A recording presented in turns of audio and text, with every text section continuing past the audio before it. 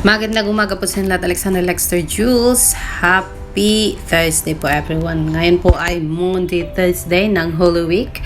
And holiday sa atin. Wala pong pasok mga kaibigan. So, in line sa Holy Week, wala pong TP na mangyayari ang My Solids ngayong linggo.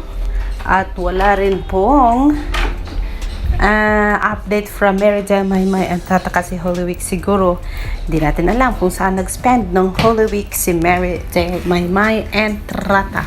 Pero yes mga kaibigan, sabi ng mga nakapanood na ng teaser ng ASAP natin to, it is going to be a replay at hindi natin alam kung may inad ba silang bago na recorded or what. Pero yes, magpa-perform sa Edward John Barber and Maymay and Tata. Here is the teaser for this Sunday's ASAP natin to.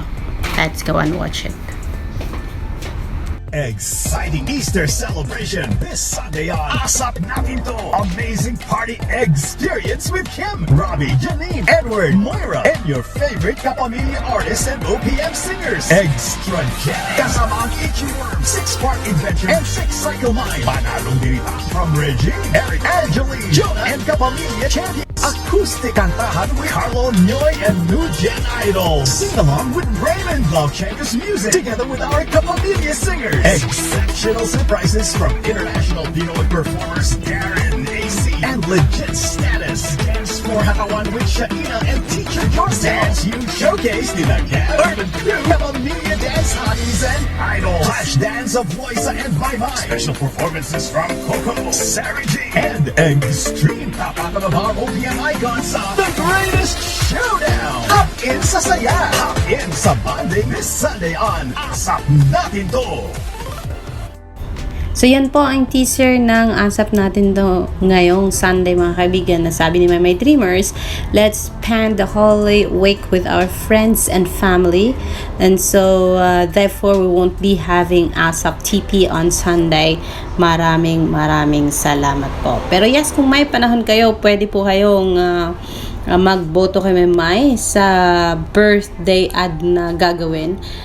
Yan ang mga gawain ngayon ng mga solids, dreamers, and shippers ni Merida Maymay and Tata para sa Seoul, South Korea bulletin ad niya on her 26th birthday na mangyayari yan on May 6, 2023. All you need to do is add an application that is called Idol Pick at doon po ay pwede kayong manood ng advertisement ng Idol Pick. Pwede kayong bumili ng pick para magkaroon kayo ng mga points to vote Merida Maymay and Tata.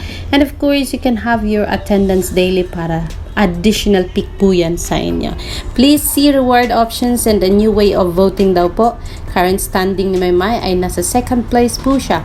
Voting period will be from April 3 hanggang 12 yan ng Abril taong 2023 mga kaibigan. So yes, yan po ang latest update on Merida Maymay and Tata. Nothing from her end. At ang kumikilos sa ngayon ay talagang ang solids ni Maymay, flyers and shippers for now. And ang sabi dito ni in one kind, I'm not a fan of blind devotion. I believe that constructive criticism is part of being authentic. I just always hope for my man Tata to be at the better crowd for her growth and well-being. Ano kayang ibig sabihin noon, mga kaibigan? And so yes. If it's constructive at hindi destructive, okay lang yan. May mga criticism na ganyan kasi paano niya malaman na there is something wrong with something kung hindi natin sasabihin sa kanya. So if it's constructive at talagang makakatulong kay Merida, go. Just gaya na lang ng pagsisigaw ng mga fans ni Maymay. Kung hindi ka tatanggap ng acting role ngayon, kailan bebe? Ayan, kailan baby girl? Kailan Maymay? Sabi ng mga follower mo, sabi ni Summer, kailan ba natin mas-celebrate yung acting career mo? Kailan ba or kailan ka aahon sa laylayan? Kung hindi ngayon, kailan?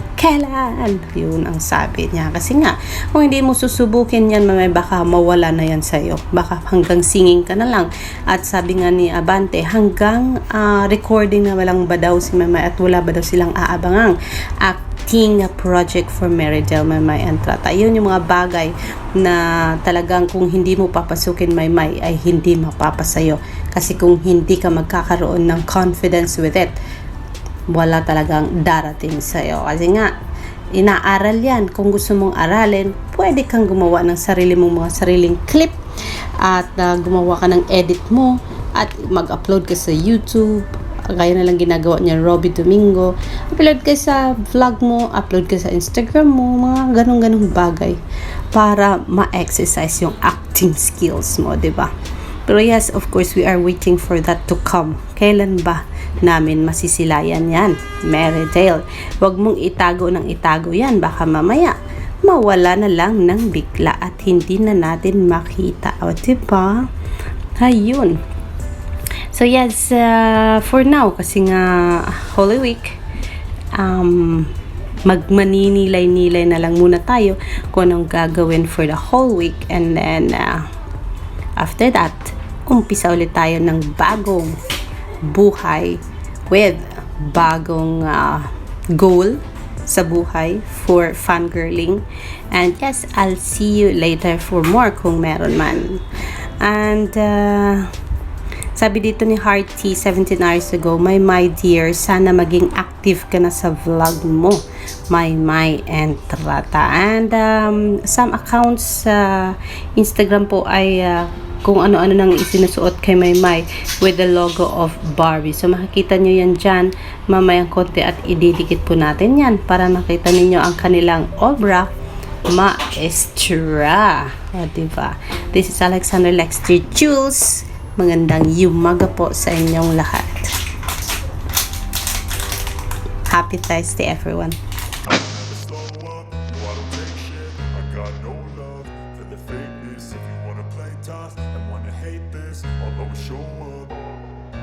I don't ever slow up, no I don't take shit. I got no love for the fakeness. If you wanna play tough and wanna hate this, I'll always show up and make a statement. I don't ever slow up, no I don't take shit. I got no love for the fakeness. If you wanna play tough and wanna hate this, I'll always show up and make a statement. Everything I do so instinctive and so passionate. Every word I move so descriptive like an adjective. I got a vendetta against people who patented being negative when you should be getting after it.